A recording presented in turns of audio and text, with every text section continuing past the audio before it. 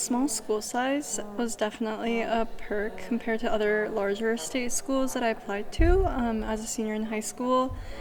Um, and the small studio size, the fact that it's mainly just music performance majors, and so you get to play in chamber ensembles and have solo performances and a lot of concerts and large ensemble experiences with other performance majors was definitely something that was interesting to me and super piqued my interest. I think I was drawn to like moving cities overall, and I wanted to land somewhere awesome, and I went with Denver.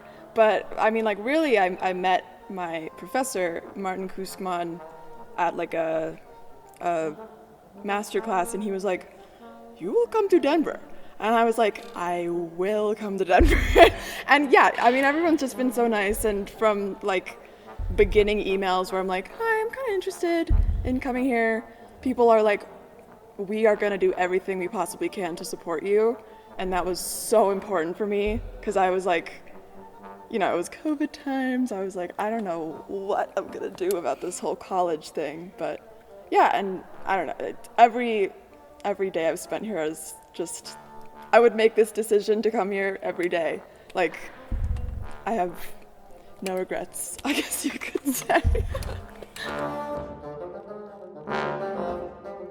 Just like practicing recording yourself even before your actual recording session. I used to have a practice account, which is now since deleted. And so I think it was really helpful to just have my phone up and just record myself and get used to the feeling, because you can always go through like a piece and always like play through it, but it is such a different experience when you know in your head that there's like a device in front of you or far away from you, like a camera, to record like what you're playing. Yeah, I agree with that. I mean, I feel that when I was doing recordings, I was kind of like, oh, I messed up, I gotta stop.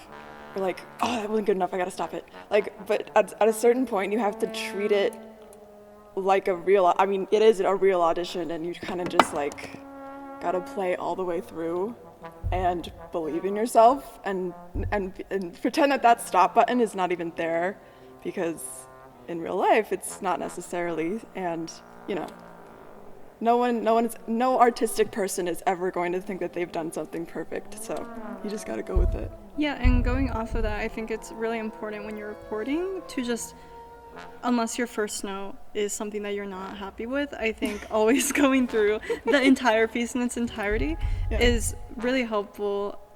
There's a lot of things in recording where you listen to yourself afterwards, and there's a lot of things where you think it went horrendous on your end, but when you listen to yourself, it's actually not coming across to the camera or the phone or whatever recording device in the same way that you thought it was. And so that's always helpful to know, and also like a reassurance that maybe what you think is bad isn't always what other people hear. Absolutely. And I feel like in any setting, a panel is looking for who you are as well. It's not just what you're playing, or it's how you carry yourself. And if you're in person or on a video, like, you never want to be like, oh, I made a mistake. You don't want to show, like, I know it's tempting because you're like, I want them to know that I didn't like that, but you just have to be a little stoic and like completely lose yourself in your own sound. Like, you cannot be thinking about like, oh, I could have done this better. Oh my God, I don't sound like Yo-Yo Ma. You just have to commit, because like that confidence will carry you so far when you're standing in front of an actual person who is like, is this a student that I can teach? Like, are they going to be up to the challenge and not crumble? Yeah, I mean, I think it's so important, especially when you're applying as a senior in high school going into undergrad. My biggest thing when I was recording was that every recording had to be mistake-free, like no cracks, no out-of-tune notes, and perfect. But in reality, a lot of the professors, what they listen for is not necessarily your mistakes, but whether those mistakes are like easily fixed. Like, they know that if you're out of tune or if you crack, that's not something that is inherently part of your playing. I think they want to hear more of your musical ideas and your technique and your sound quality, and those things are more important and create a teachable student rather than just a perfect cookie cutter mold of like a person when you're applying. I think I can speak for both of us when I say that both of our connections and both of our reasons for coming here was really like our professor having such a strong pull into the studio and the program and also the city.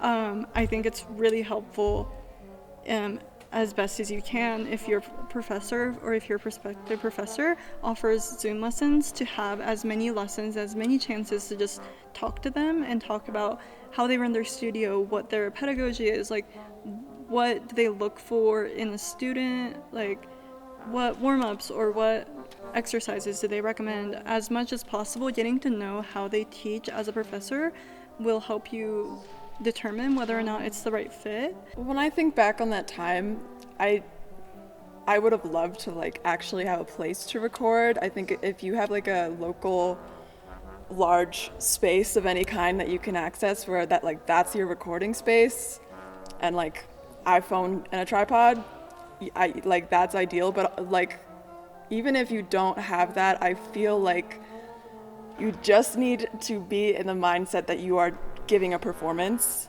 So maybe when you're practicing leading up to recording something, just like do your little practicing, play your thing, whatever, and then walk to a different side of the room and just pretend that that's your performance corner.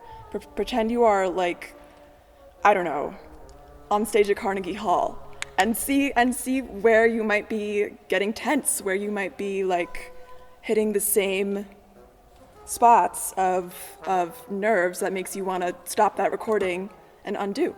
Because we're bassoon players and we can't get through like 3 takes before our lips are like so you gotta, every take matters, so Yeah. just practice that. Yeah, I think, and as a high schooler, sometimes it's hard to have an outside opinion because personally my parents weren't musicians, and so they just heard me crack and squeak in their bedroom while I was recording for these auditions.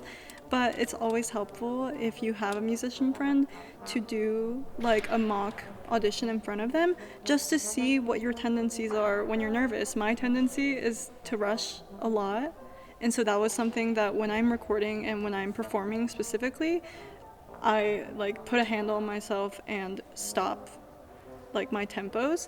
And for some people it might be that they go slower, or it might just be that their mouth or their embouchure changes, and those things are so important before going into even a recorded audition, because then you have your pointers in your head about what to think about when you're playing and not just write notes, tuning, and those things. You'll know what your tics are. Martin Kuzma.